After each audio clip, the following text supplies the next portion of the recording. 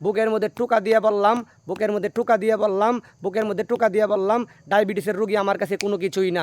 যত ডায়াবেটিসই হোক না কেন, আপনি মাদ্রাস নিয়ে চিকিৎসা করে আনছেন, কোনো ভালো হয় নাই। বিভিন্ন ডাক্তার কবিরাজ দেখায় হারছেন, ভালো হয় নাই।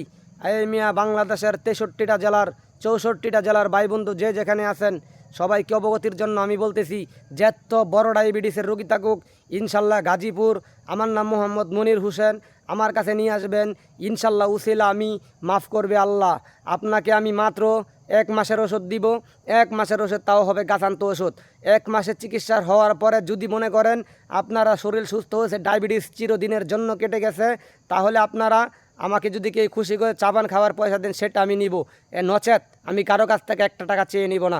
আপনাদের ঠিকানা দিয়ে দিলাম, গাজীপুর সাফারি পার্ক আমার বাড়ি। আপনারা যেইখান থেকে আসতে চান আমাকে নক দিয়া তারপরে আপনারা আসবেন, আমাকে মেসেজ করে তারপরে আপনারা আসবেন।